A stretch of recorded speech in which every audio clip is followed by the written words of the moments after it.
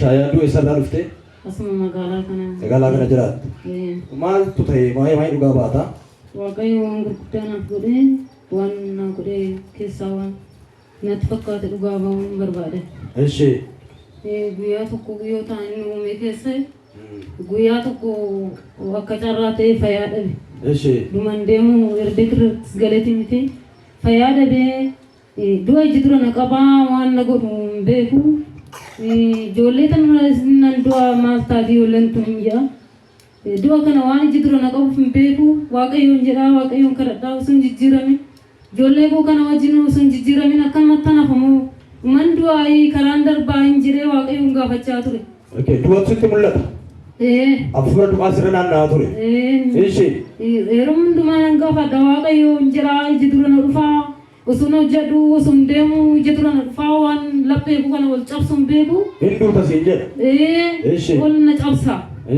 Akkanuma oduma jiru nan bu'a waaqayyoo koo udunaan darbin odun jijjiiramin naan bistaa hin jedhani akkanuma osoo hin jedhuuni guyyaa tokko guyyaa sanbataa natti fakkaate nama irraa fadheen sanbataa nama torbaa ergaa nama torbaa xurii dabbasaa irratti hojjetamee jettee yoo achi sagalee baaftu afurichi narraa iyye.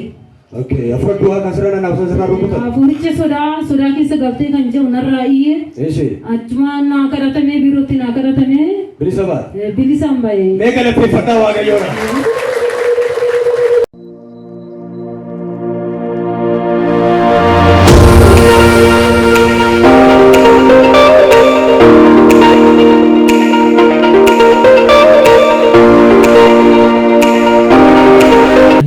Waaqayyo maal si godhe waan maaliif dhugaa barbaadda?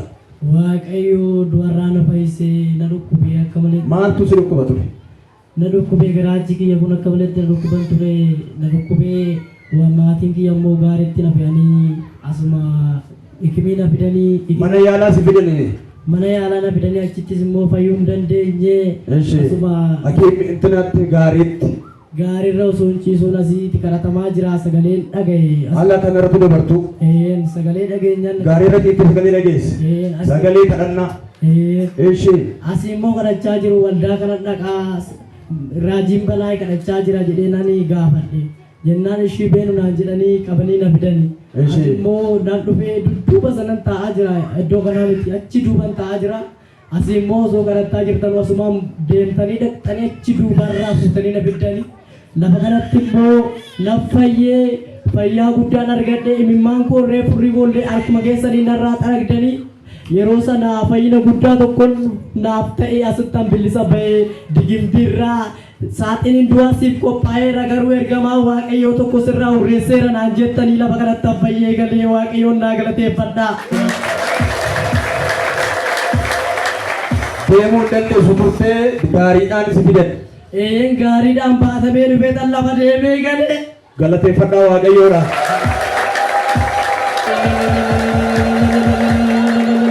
Gaafa achi namni waaqayyoo raajiin harkasiisii qabanii maal si jedhan maaltu ture ergaa maalii dhageesse?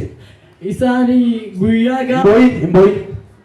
guyyaa gaafa kamisaa akkati duutuu fi digimtii sirratti ergannaan jettan.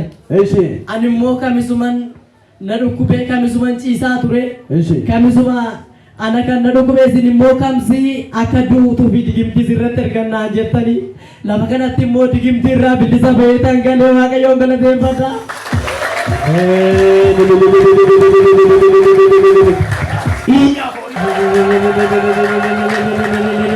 Guyyaa sanaa kaasee bilisa. Bilisa. Nagaan. Asumatti fayyite. Asumatti an fayyite. Galateeffadhaa fi dabalaati.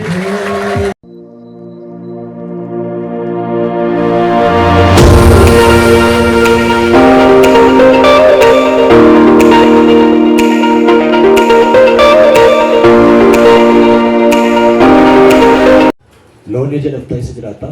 Asuma botee gandi du'a. Waaqayyo maal godhe? Waa'ee maalii dhugaa barbaadde?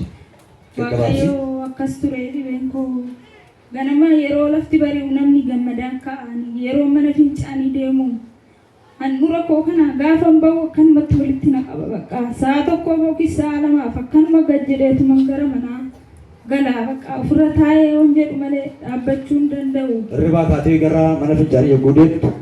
Bakka akkuma lafti itti bariitti deemuun na ciniina bakka danda'e garaan koo kun bakka lamatti adda wal kutaa. Horaa atu bakka wanti kun garaa koo keessaa na qabata.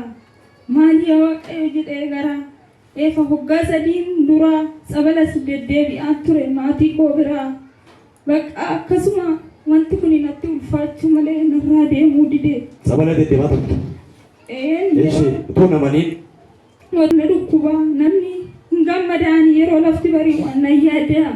Bakka haga sa'a afurii haga sa'a sadii kana na yaadda. Fuulli koo bakka yeroo hundumaa hin banamu bakka na yaadda.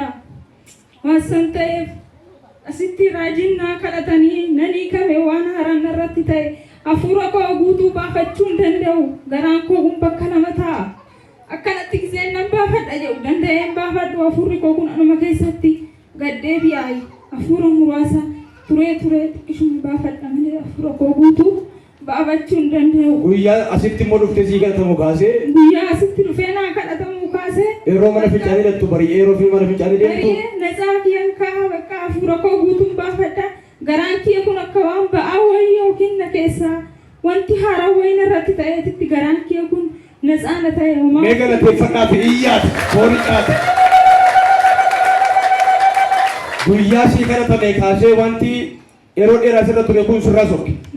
Numtuu garaa kiyya keessa hin jiru bakka waan haaraan ofirratti arge hafuura koollee kanan baafachuu hin dandeenye nan baafadhe.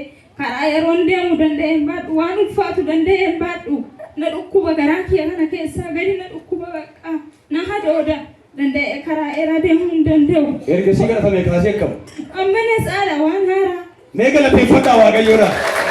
Fayyinni kee kan bara baraa ta'uu.